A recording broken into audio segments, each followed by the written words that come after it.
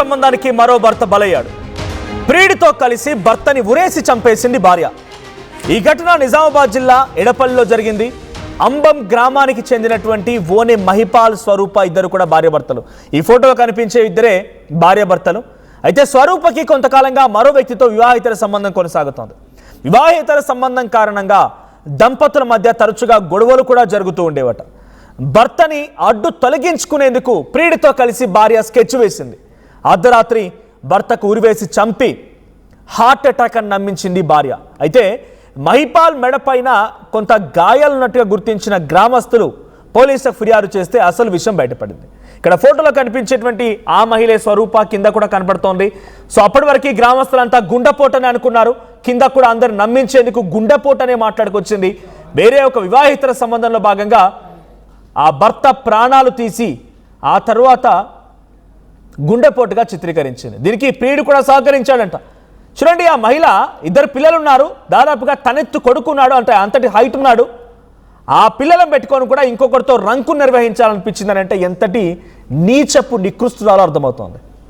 భర్త ప్రాణాలు తీసి మరి ఇంకొకరితో రంకు ఏర్పాటు చేసుకున్నారు. అర్థం చేసుకున్నటువంటి నీచురాలు అనేది. ఒకసారి ఆ ఘటన తర్వాత కూడా తనకి ఈ రకంగా చంపేసి బలమరణం పాల్పడ్డాడు, ఆయన హార్ట్ అటాక్తో చనిపోయాడని చెప్పేటువంటి క్రమంలో కూడా అందరిని నమ్మించడానికి ఎంత నాటకాలు ఆడుతోంది. ఒకసారి ఆ మాటలు వినండి. మా ఆయన పేరు మల్లయ్య. మా ఆయన మేసే పని చేస్తాడు సార్. నేను వదిలేదందుకోండి సార్, మొన్న వదిలేసి వచ్చింది సార్. అప్పుడప్పుడు మా పాలలకు మా కయ్యలు అయితేనే ఉంటాయి సార్. నేను కట్టుకొని ఇల్లు 3 సంవత్సరాలు అయింది సార్. ఎప్పుడెప్పుడు కయ్యలు అయితేనే ఉన్నాయి సార్. గల్లలు కూడా చూసారు, అందరు కూడా చూసారు సార్. ఏమి కూడా రోజు చాపించుకుంటాను, ఇంట్లో మన్ను పోసుకుంటా పోతుండే సార్. ఒక్కరోజు కూడా నా పిల్లల్ని దగ్గరికి తీయలేదు సార్. 5 సంవత్సరం నా కొడుకుని పోతా నష్టం చేసుకున్నా సార్. నేను ఎడపల్లిలో సీనియర్ కార్ఖానా వర్క్ చేసిన సార్. మా ఆయన మేసే పనిపోతుండే నేను సీనియర్ కార్ఖానా వర్క్ చేసిన సార్. తొడిమిల్లు బాగా ముట్టిపోయింది అనేసి బిడ్డలు చేసుకున్నాడు సార్. మొన్న 100 రూపాయల పని నడిచింది, 100 రూపాయల పనికి పోయినా సార్. 100 రూపాయల పని అయిపోయినాక నువ్వు పొలం కాడికి వస్తుంటే కూడా అది నువ్వు బిడ్డలు చేసుకొని నేను నరికేసుకుంటూ వడ్లు అన్నాడు సార్. అయితే ఓ పాలల్లో వడ్లు జరిగిండ్రు అన్నాడు సార్. నేను వీడియో కాల్ చేసి అయితే వడ్లు జరుగుతారు అయిపోతే నాటు పడుకొని దాన్ని పెద్ద మనుషులను పిలిపించి మాట్లాడతామన్నాడు సార్. నువ్వు నాకేది కూడా నాకు చెప్పావు అన్నాడు. నువ్వు గొడవ చేస్తా అంటే కూడా అద్దంటావు నాకు అన్నాడు. నీ ఇష్టం ఉన్నది చేసుకో అన్నాడు. నీ ఇష్టం ఉన్నది చేసుకో అంటే రేపైతే నాటు పడుకొని 2 పెద్ద మనుషులను దొరికొచ్చి అడిగిద్దాం అన్నాడు సార్.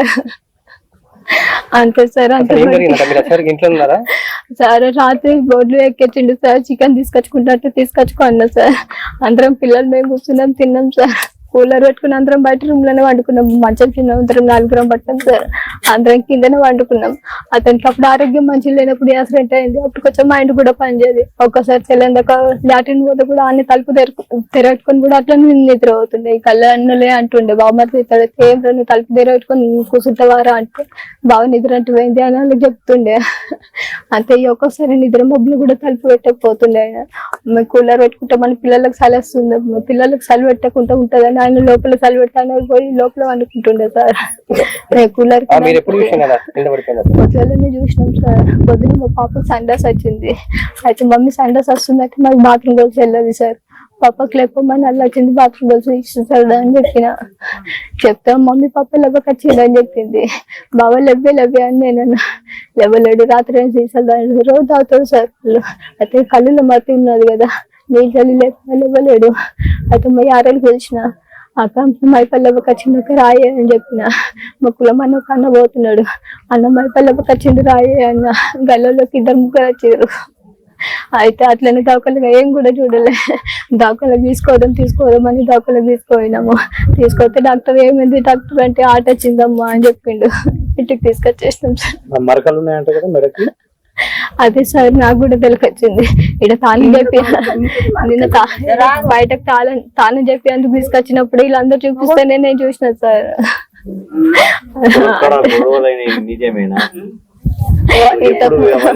ఇంతకు ముందు కూడా సో ఇది భర్త చనిపోయిన తర్వాత భార్య మాట్లాడుతున్న మాట. ఏదో జరిగింది, పెద్ద మనుషులని ఏదో మాట్లాడుతుంది. అంటే మొత్తంగా తన భర్త హార్ట్ అటాక్తో చనిపోయాడని చెప్పేటువంటి క్రమంలో మాట్లాడుతున్న మాటలు ఇవన్నీ కూడా. కానీ భార్యే ఉరివేసి చంపేసింది. అయితే తన కుమారుడి మరణం పైన అటు మహిపాల్ తల్లి కూడా మాట్లాడారు. ఆ తల్లి మాట్లాడారో చూద్దాం. నేను తల్లిని, నన్ను పక్కకు ఉంచిండ్లు, నా ఇల్లు దూరం అన్నది. నాకు తెల్లారుజాములో ఫోన్ చేసిండ్లు. ఫోన్ చేస్తే నేను వచ్చిన దాకంటే కింద పడిపోయిండు. ఇట్లా ఊపితే లేవలే జాంగ మీద ఇట్లా బనేమన్నది. బని మీద మరి ఈ బని ఇట్లా తీయడానికి పోయితే నన్ను తీయనీయలేదు సార్, నాకు ముట్టనీయలేదు సార్. నాకు మర కింద లుంగి ఉన్నది కదా, ఆ లుంగి సుఖ నేను చూడలేను సార్. నేను ఈడ నీళ్ళు పోయంగానే నేను చూసిన సార్. ఆ జాంగ వేసిండ్లు, ఇంత పసుపొత్తిండ్లు, అంతే. ఇక ఏం జరిగింది నేను చూడలేను సార్. నేను ఇక నా పిల్లలు, నా ఇద్దరు కొడుకులు, ఒక కొడుకు కింటెనక వంచిచ్చిన, ఒక కొడుకు చిన్న కొడుకు కింటి కూడా ఎప్పుడెప్పుడు అవుతుండే గొడవలు, భార్య భర్తలు ఎప్పుడైతుండే కయ్యము. ఏ విషయంలో పెట్టుకుంటుండ్రే ఏమో. నేను ఇట్లా పనికి పోతుంటే కాయలో లేదందుకు నేను పొంగ ఇనుకుంటూ పోతుంటే కానీ నేను నిలబడి నా పనికి నేను వెళ్ళిపోతా సార్. నా కోళ్ళు పెడతారు, నేను వెళ్ళిపోతుంటే సారు. నేను నిలబడి వినకుంటే సారు. లేదు, నా కొడుకు తిన్నదే పానం ఇది. నాకు డౌట్ ఉన్నది. నేను ఇంత ఎత్తు కొడుకుని కన్నా మీకెట్లా కొడుతుంది? నా కొడుకు దొరుకుతాడా? నాకు ఇప్పుడు నూట బొక్క పెట్టేటోడు ఇంకొక కొడుకు ఉన్నాడు. ఎటన్నా పోయితే బోరకాడికి పోతాడు, నేను పోతా, నా పిల్లలు పోతారు. మాకు అపాయం అన్నది సారు. మీ కాలు మొక్కుతా, నేను కాలు మొక్కుతా. నాకు దర్యాప్తు చేయాలి మీరు. నేను ఒకడు ఇద్దరు కొడుకులు అయితే సరే ఇంత మంచి ఇచ్చేసిన, పొలం మంచి ఇచ్చిన, ఇల్లు మంచి ఇచ్చిన, నేను అన్ని మంచి ఇచ్చేసి. ఇగో ఒక కొడుకు ఒక బిడ్డ, చిన్న కొడుకు పెద్దోడికి ఇద్దరు కొడుకులు ఒక బిడ్డ. నేను మా ఇల్లు వెనకకున్నది సార్. నాకు పిలిచింది, అక్క నీ మరిది లేస్తలేడు రా అంటే, బావలేడు అంటే లేడే పొలం కడిపోయిండు, మరి నా మరిది లేవకొచ్చినట్టున్నావు కదా అని నేను కూడా ఇట్లా పోయేటోళ్ళకి పిలిచిన సార్. నేను ముందుకు ఉరకలేను. ఏవో నా మరిది లేవకొచ్చినట్టు రండ్రి అంటే అన్న. అయితే మా కులం పిల్లగాడు సతీష్ అనేటి పిల్లగాడు వచ్చి ఆ పిల్లగాడు చూస్తే నేనేం చేసిన ఇట్లా కొట్టిన లేవకొచ్చిండు నా మరిది అని. లేవకపోతే మా అత్తకు ఫోన్ చేసినాము. మా అత్త వచ్చింది. వాళ్ళ ఇంట్లో ఏం జరిగింది సార్ మాకు తెలియదు సార్. పిలిస్తేనే నేను పోయినా సార్. మా ఇల్లు వెనకకున్నది సార్. రైట్, ఇది స్థానికులు అండ్ అక్కడి తల్లి చెప్తున్న మాట. కానీ అక్కడ ఒంటి పైన, ఈ మెడ పైన మరకలు, కొన్ని ఘాట్లు ఉండడంతోనే ఆ స్థానికులంతా కలిసి పోలీసులకు సమాచారం ఇస్తే ఈ అసలు విషయం బయటపడింది. సో దీనికి సంబంధించి మరిన్ని అప్డేట్స్ ప్రతినిధి గంగారెడ్డి అందిస్తారు. గంగారెడ్డి, ఏం జరిగింది? భర్తని ఎందుకు ఇంతలా దారుణంగా హతమార్చాల్సి వచ్చింది? ఉరివేసి చంపేసేంతలా ఏం పగలున్నాయి? ఇంతకీ ఆ ప్రియుడెవడు? ఆయన సహకరించినటువంటి విధానం ఏంటి? అప్డేట్స్ ఏంటి? 15 ఏళ్ల క్రితం పెళ్లి చేసుకున్నారు మైపాల్, స్వరూపాలు. వారికి 2 పిల్లలు.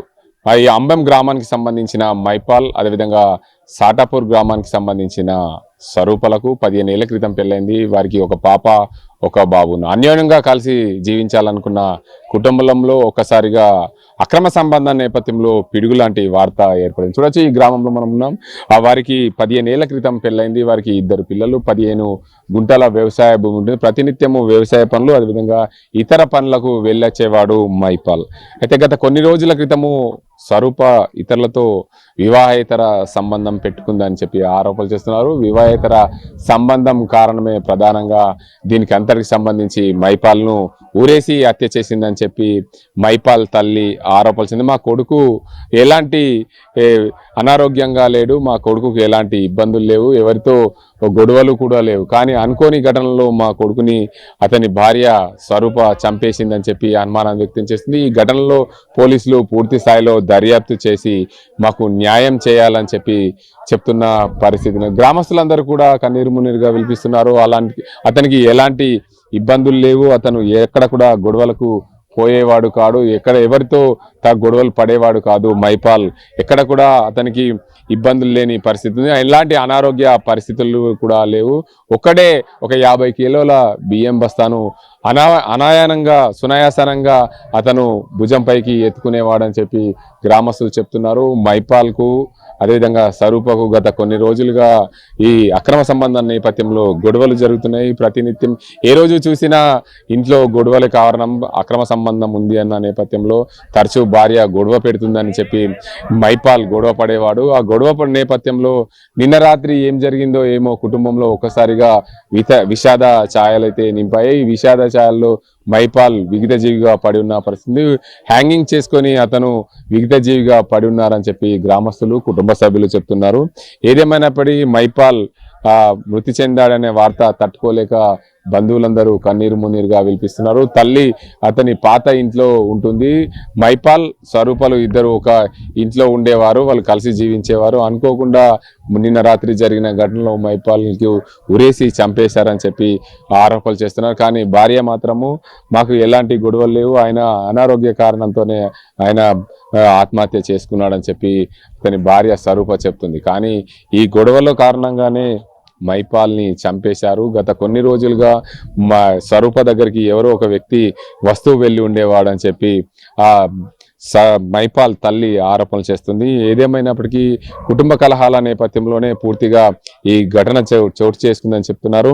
మొత్తానికి ఏదైతే వివాహేతర సంబంధమే ఈ మైపాల్ మృతికి ప్రధాన కారణం అని చెప్పి తల్లి ఆరోపణలు చేస్తున్నారు. గ్రామస్తులు కూడా అంటున్న పరిస్థితి ఉంది. ఎందుకంటే మైపాల్కు ఎవరితో గొడవలు లేవు, తన పని తాను చేసుకుంటూ పోయి వచ్చేవాడు. ఎక్కడ కూడా కాలనీలో కానీ గ్రామంలో కానీ ఎవరితో గొడవ వాడేవాడు కాదని చెప్పి చెప్తున్నారు. మైపాల్ ఒక్కడే తన పని చేసుకుంటూ ఉండేవాడు. కానీ అనుకోని ఘటనలో మైపాల్ను ఆ అక్రమ సంబంధం నేపథ్యంలో భార్య స్వరూపనే ఆ ప్రియుడితో కలిసి హత్య చేసిందని చెప్పి ఆరోపణలు చేస్తున్నారు కుటుంబ సభ్యులు. పరిస్థితి జగదీష్తో గంగారెడ్డి, RTV నిజామాబాద్.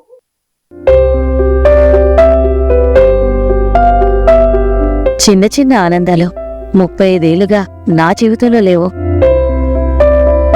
35 ఏళ్లుగా నేను డైపర్లలో బ్రతికాను. 6 సెంటీమీటర్ల ఫిస్టులా నా మూత్రాశయంలో లీకు కారణమైంది. ఎవరూ నాకు సహాయం చేయలేకపోయారు. AINUలో వైద్యులను కలిసే వరకు అక్కడ వారు రోబోటిక్ శస్త్రచికిత్సతో నాకు పరిష్కారం ఇచ్చారు. వారు నా ఆత్మవిశ్వాసాన్ని కూడా తిరిగిచ్చారు. Precision Care makes it possible. The Center for Robotic Surgery at AINU.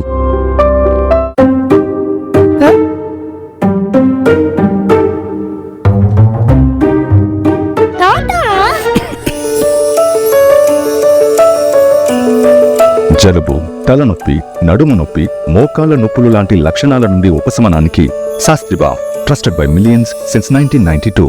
Tournament ముందు పెయింట్